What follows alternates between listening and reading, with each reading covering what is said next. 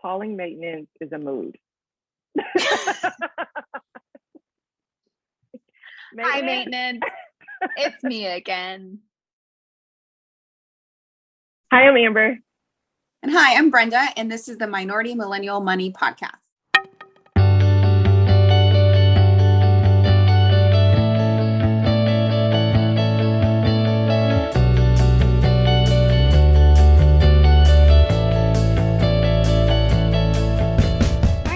Welcome back to another episode of the Minority Millennial Money Podcast.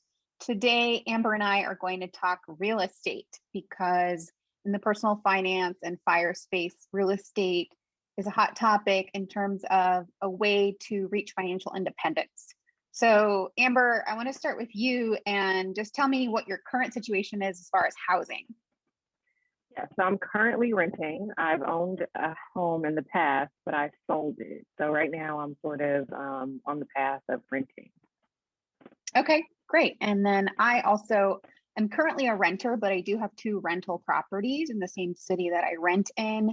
And that just happened through a random series of events in which I leased out my second property and ended up staying in the same city. So I currently rent, but I'm really enjoying it because it offers me quite a bit of flexibility. For example, I was able to move into a larger unit for not very much more increase in price, and I can easily move when my lease is up without having to worry about who's going to occupy this space. And you travel a bit for work. So right now it makes sense for you to rent, right? Yeah, and so that's a good point. I mean, so I think if you're young in your career, I know in the legal profession, for your first 5 years or so of practice, you have to move to where the job is. You have to move to where the money is lucrative, because in this day and age, no one is staying at jobs for 10 years. That's just not a thing. So in order to get a raise, you typically have to move jobs every 2 to 3 years. So if you're moving jobs and you own property and you have a long commute, it's just not going to be very beneficial. So I think in order to stay competitive, renting for young professionals is probably the best. Obviously, it's different if you have a family, if you have multiple kids, if you need multiple rooms. It's a little bit different. But owning a home when you are young in your career and you may need to move states, you may need to move cities or counties, and different jobs may have certain residency requirements. At least in the legal profession, that's the case. So, I've had success renting in that regard. Right. What about so you said you've owned a home. So why don't you own that home anymore? That was a nightmare. So when I got my first job down in Springfield, Illinois, I bought a house there. It was a great house, 2 bed, 2 bath. I think it was $100,000 or $117,000, something like that. And it was great. I loved living in it, but it was definitely way more expensive than renting. So at the time, I had an apartment for $800 a month or something like that for rent. And I bought this house and the mortgage was $500 a month. But then, of course, I had to pay property taxes, which was $250 a month or whatever. And then came all the costs of repairs. Everything broke down. I needed to get new insulation. I needed to do all these things. I needed a new dishwasher. I needed a new water heater. And it was every month I had all these unforeseen costs. So for the first couple of years of my career, due to that home, I was not able to build any wealth because all of my extra money went to paying for this house. I mean, it was a nightmare. And then I ended up leaving that job to seek, more experience elsewhere. And of course, then I rented out that home.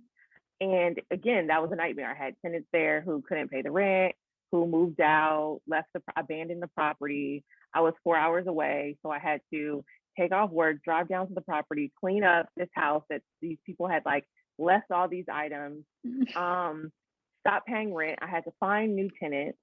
In the interim, I had to pay the rent for that property or the mortgage for that property, the property taxes, all the costs, in addition to where I was renting, where I had moved to. Thank God I'm a lawyer and I was able to sue those tenants. in court and didn't have to pay attorney's fees because I was my attorney. So I was able to get some of the money back, but it was years later because of course they didn't have the money. And so they had to pay me in payments. I mean, honestly, it was just a nightmare. After that, I got I don't know if tenants. you know this, but you're going to be my attorney if I ever need one. So says everyone on all social media. I'm sure I'll get You could have your own practice. Oh God, no, thank you. Anyway, so you yeah, sold it, eventually got all the money back that was owed to you. For those tenants that they owed, and then I had got new tenants, which were great. But then it was two girls who were in med school. They hated each other, and they ended up breaking the lease again. So I was again in the situation where I had no tenant, and again I was 4 hours away. Long story short, I sold the property. It was the best decision I ever made. The money I got back from the property was not even near the cost that I had paid in repairs. Right. So I lost money. And so after that, I was like done, done with owning property. So Brenda, I know though you own quite a bit of property. No, just two. So I never set out to be a real estate investor or to be a landlord. I bought my first condo when I was 27 in 2017, just as a way to invest some money that I had saved up. And I thought, well, it's Austin, it's a good market. Let me buy something now before prices go sky high, which they are now. And I lived in that for about a year and a half. And then I kind of wanted something bigger because it was about 550 square feet.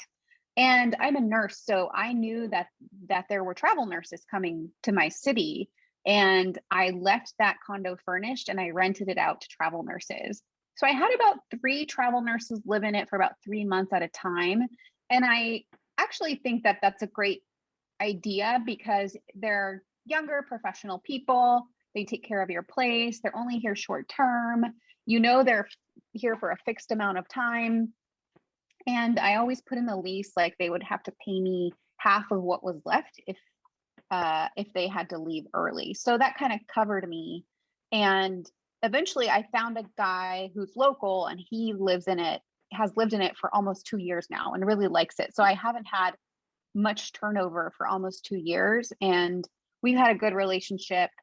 And I have had no major issues with that place. Granted, it was brand new when I bought it, and I do hire a service that comes out quarterly and checks out all of the appliances and the HVAC and the plumbing. So I do outsource that, but for the most part, I manage the properties myself. So when I rented that out, I bought a single family home. And I lived in that for another year and a half. And I did put quite a bit of money into it in the sense that I just kind of customized it a little bit. It wasn't anything that had to be done. It was just like, I wanted new paint and I wanted the deck to be cleaned and stained and I wanted a new fence and, I wanted to do some landscaping. So I probably put like $10,000 to $15,000 into that house when I moved in. And last year I thought I was going to move to another city. And so I leased that out.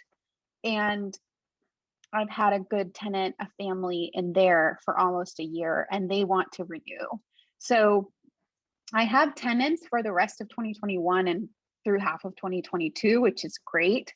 I did have some minor issues with plumbing in the house. And last week when we had that big snowstorm, I was really worried that I was going to have major damage and that, all my savings for each property were going to be wiped out. But thankfully, there was nothing major.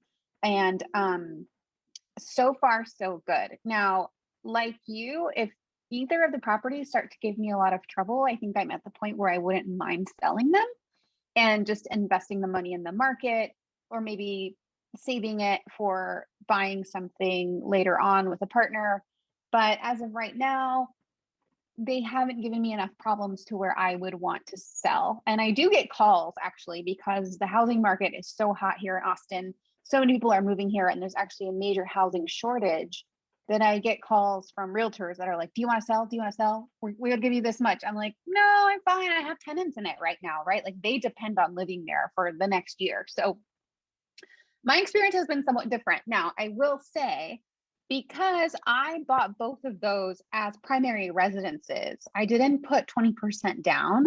And therefore, the income that I make from rental, like from rent, it's not paying my bills, right? So I may cash flow a few $100s on each property, but I leave that money there for when the plumbing breaks, right? And Right. so I actually don't depend on any of the income from the real estate to live on.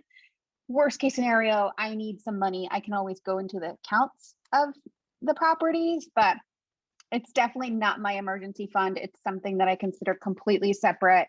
And at best, they're paying for themselves. Now, had I put 20% down, or if I raised rent significantly, then I would probably make much more of a profit. But I'd rather keep my tenants and have something stable than try to make more money right now. Yeah, I think you made a good point too. And I talk about that in my book about having an emergency fund for your property. So I think if people, that's one mistake, I think I made when I first bought my house. I mean, I was just like a new lawyer. If you're going to buy a home, definitely you need an emergency fund, like your personal emergency fund, and then an emergency fund for that property. Exactly. Because when stuff breaks down, then you have to pull from your personal funds, it hurts a lot more than if it's the emergency fund for that property. Yeah, a new AC system is like $5,000 to $7,000. Water heaters like $1,200 to $1,500. That plumbing issue I had in December was $1,300. Yeah. So it adds up quickly. And Definitely. you also, I will say that I did quite a bit of research on the leases that I used. And you can find a lease document online. Just make sure you read it and you know what you're saying to people and that they know what they're signing, right? So when I give a lease to someone, I actually sit down with them and go over it with them. And I say, you need to give me 30-day notice at least. And I will also give you 30-day notice if I need you to be out of the property. I mean, just go over the stuff that is really important because you don't want to be arguing with a tenant about the fine print of your lease. Like that's something like I'm not a lawyer, right? Like I'm a healthcare provider. So I don't want to argue with people. I want to keep things as civil and nice and cordial as possible. And so that's something also that I did in screening for tenants. Like, is this someone that I can communicate with easily? That's not going to give me a hard time. And that's something that you kind of have to learn with a little bit of time and how prompt they are with submitting their documents. Are they able to give you their paycheck stubs? Do they agree to a background and a credit check? And I will plug cozy.co is a website that I use to screen a background check, credit check, and my tenants are able to pay me rent through that website. And it's free for landlords. Yeah, I mean, that's a good point too. I think obviously I was a lawyer at the time where I owned property. So like I did all the contracts, I did all the pretty much everything. I did all the background checks. I was able to sort of do all that on my own. And I think that's one of the reasons why I felt like it wasn't very profitable to me because I'm like, I'm actually like practicing law for myself right now. And I'm not making law money. I'm getting a pennies basically to do all this like extreme legal work and negotiations with people. And I'm like, and I'm doing this after I've been practicing law all day. Like, I don't want to do that. Right. But definitely, there are like leases out there that you can buy or whatever. But, you really have to make sure with those clauses. You do. And honestly, I live in Texas. And so Texas is actually beneficial to the landlord. So you also have to check the laws of your state. But I will say that you can find lots of arguments for not owning a home. There's the whole route of investing in real estate as a way to have passive income. And people, to me, I feel like my management is somewhat passive. I may spend a couple hours on it per month, but a home that you live in, there's a lot of talk out there in the personal finance space that the home that you live in is not an investment. And everyone's like, well, when you sell it, you get all your money back. And it's like, okay, maybe, but there's a lot of cost associated with selling the home as well. And there's a great link to a YouTube video that shows how two people, one that purchased a home and one that didn't, but invested in the difference in the market, actually end up having very similar net worth 30 years later, right? So I'm not here to tell anyone that not owning a home is some kind of sign that you're not doing well in life, because you could have a portfolio much larger than the equity in a home because you've been renting at a lower price. Now, in some cities, it's all the same, right? Renting is really expensive as well. So it really depends on the cost of living on the city that you plan on living in. I agree. I mean, I will say that after I got rid of that house, my wealth grew exponentially after that, because all of my extra money was going into the market. So there was no unforeseen costs. I knew all the fixed costs I had each month. So I was able to budget more exactly. And there's no surprises. So, I mean, I can't imagine buying a house again unless I had, again, like I said, like you're talking about multiple rooms, you have a large family or something like that. Right. And even then you can rent someone else's house. Right. If you need that kind of space, you can always rent a house. And then there's some other things like, you know, you get some tax breaks. For me, it's never been enough to like justify.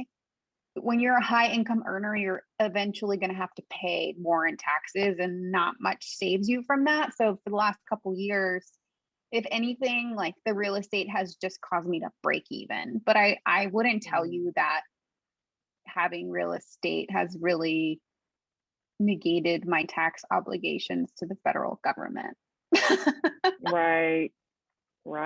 I just thought so that's not a reason. That's not a reason. I don't do it for the tax break. You can write off the repairs, though. I should say that you can write off the repairs. You can write off repairs and some associated expenses.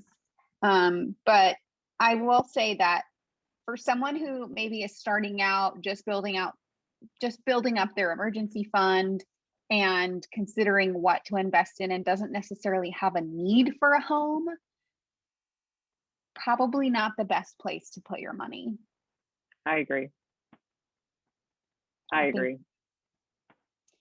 Probably not.